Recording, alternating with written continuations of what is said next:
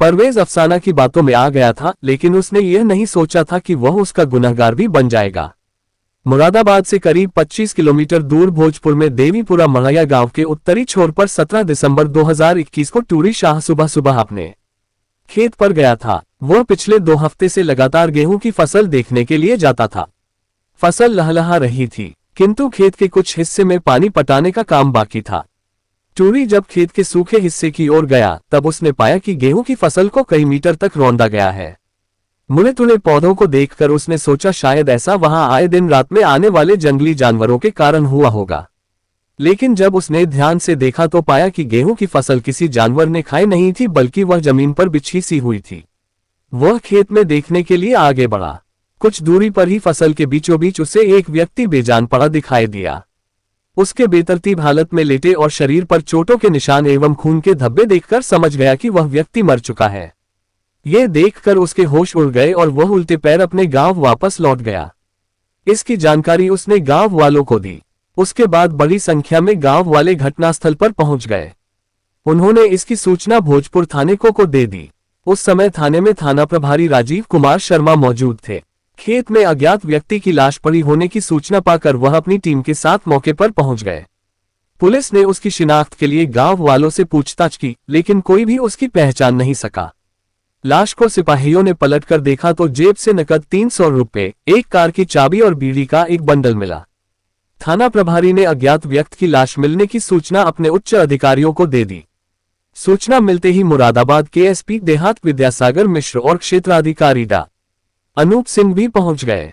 उन्होंने भी लाश के बारे में वहां मौजूद लोगों से पूछताछ की। कोई ठोस जानकारी नहीं मिलने पर लाश को पोस्टमार्टम के लिए भेज दिया गया। घटनास्थल की स्थिति का मुआयना कर पुलिस भी थाने लौट आए। उस दिन देर शाम तक मृतक की पहचान नहीं हो पाई थी।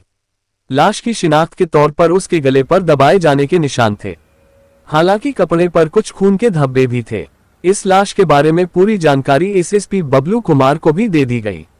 एसएसपी बबलू कुमार ने अपने अधीनस्थों को निर्देश देते हुए जल्द से जल्द लाश की पहचान करवाने और हत्यारे को गिरफ्तार करने के आदेश दिए। एसएसपी ने केस को खोलने के लिए एक पुलिस टीम का गठन किया। टीम में सीओ डा अनूप सिंह, थाना प्रभारी राजीव कुमार शर्मा, एसआई सुधीर मलिक, मेघपाल सिंह, रमेश चंद, ईश्वर चंद, कांस्टेबल दीक्षांत शर्मा, प्रशांत वर्मा, बबीता आदि को शामिल किया। पुलिस टीम ने सबसे पहले अज्ञात व्यक्ति की शिनाख्त हेतु पैम्फलेट छपवाकर आसपास के गांवों में वितरित करवा दिए गए। साथ ही उसकी फोटो व्हाट्सएप ग्रुप पर भी पोस्ट कर दिए गए। जल्द ही इसका परिणाम सामने आ गया। मृतक व्यक्ति की पहचान भोजपुर थाने के ही मनिहारान मोहल्ला निवासी अहमद हसन के रूप में हो गई। वह पिकअप वैन का ड्राइवर था जो 16 दिसंबर 2021 से ही गायब था। उसके पिता इब्ने हसन ने उसी दिन अपने बेटे अहमद हसन की गुमशुदगी थाने में दर्ज करवा दी थी। पुलिस जांच के सिलसिले में एक चौंकाने वाली जानकारी मालूम हुई। जांच में पाया गया कि अहमद की पत्नी अफसाना उर्फ सोनम का मोहल्ले में ही रहने वाले परवेज नाम के युवक के साथ गहरा रिश्ता था। ये बात कईयों ने दबी जुबान में कही तो कुछ ने खुलेआम दावे के साथ बताए। उन्होंने बताया कि वे दोनों को अक्सर एक साथ आते जाते देखते रहे हैं। अहमद के मरने के ठीक एक दिन पहले ही सोनम और परवेज एक साथ देखे गए थे। परवेज भी सोनम के लिए जरूरी खरीदारी में हाथ बटाता था। ईद बकरीद के मौके पर वह सोनम के यहाँ जरूर शामिल होता था।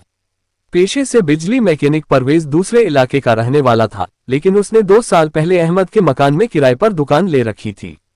मोहल्ले वालों ने बताया कि परवेज ने सोनम के पति अहमद की गैरमौजूदगी का फायदा उठाकर उससे नजदीकियां बढ़ा ली थी। सोनम भी घरेलू जरूरतों की पूर्ति के सिलसिले में चौखट लग चुकी थी। जरूरत पड़ने पर परवेज को साथ ले लेती थी।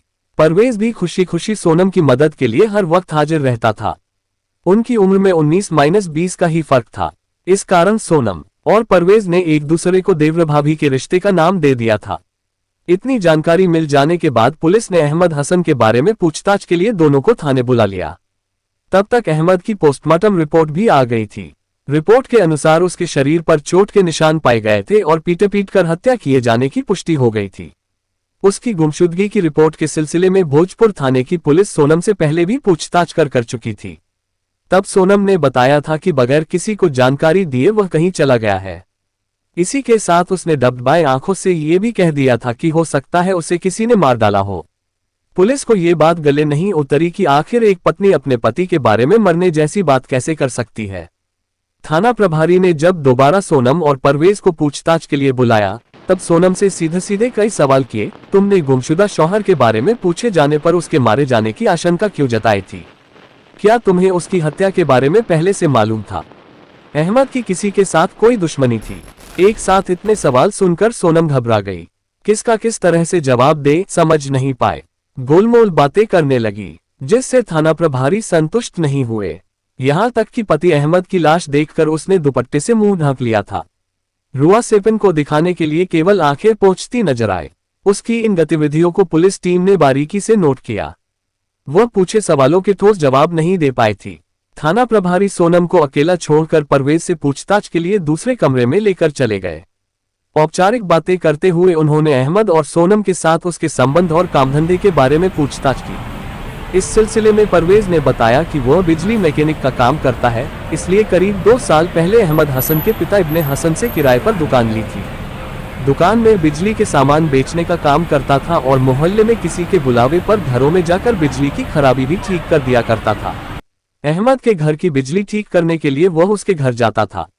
अहमद का किराएदार होने नाते वह उनसे केवल सामान का ही पैसा लेता था। बहुत कहने पर भी मेहनताना लेने से इनकार कर देता था। खुश होकर अहमद की पत्नी अफसाना उर्फ सोनम उसे चाय नाश्ते किए बगैर नहीं जाने देती थी। ये सब बातें सुनते हुए थाना प्रभारी ने कहा, और इसका तुमने नाजायज फायदा उठाया? कैसा फायदा साहब जी? यही कि तुम सोनम पर डोरे डालने लगे, अहमद की गैरमौजूदगी में भी उसके घर जाने लगे। थाना प्रभारी ने कहा, नहीं, ये गलत बात है। मैं कभी अहमद की गैरहाजिरी या किसी के बुलावे के बगैर उसके घर में नहीं घुसा।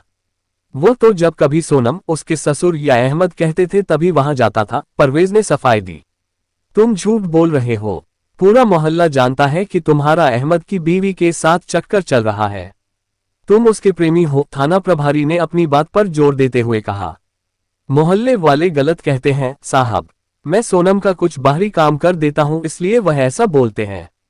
उन्होंने हमें साथ साथ देखा है। मैं उससे भाभी कहता हूं, इसलिए लोगों ने हमें बदनाम किया है। परवेज बोला, अगर तुम अहमद और सोनम के करीबी थे तो अहमद के लापता होने की खबर पाकर थाने क्यों नहीं आए थे?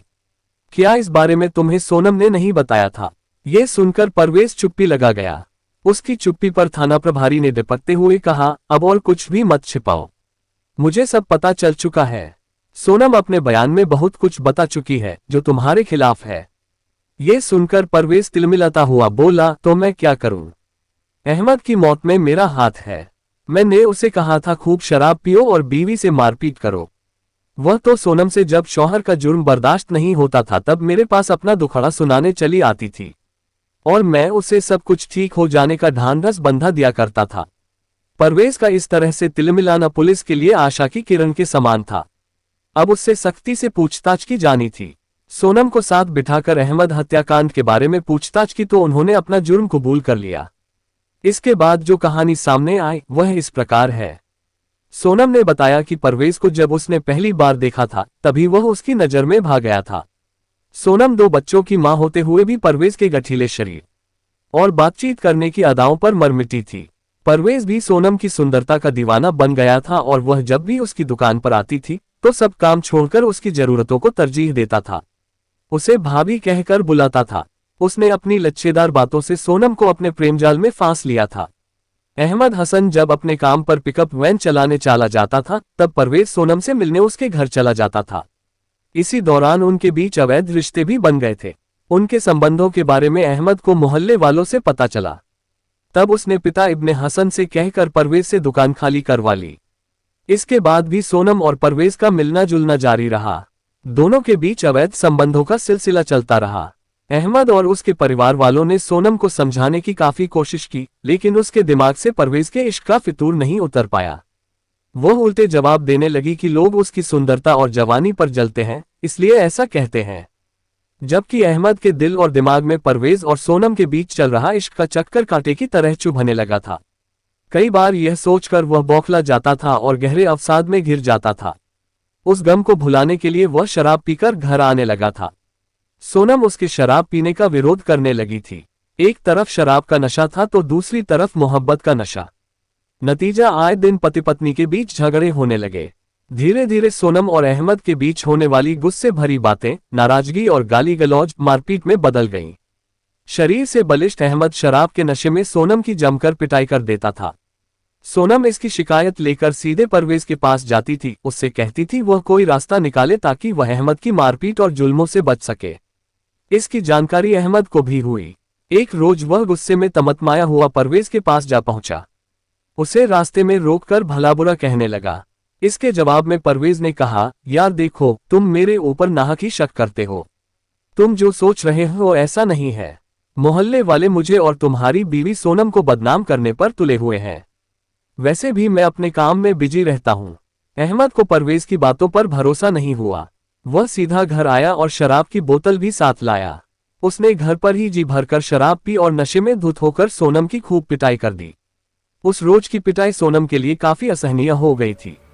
उस रोज तो वह सीधा परवेज के पास गई।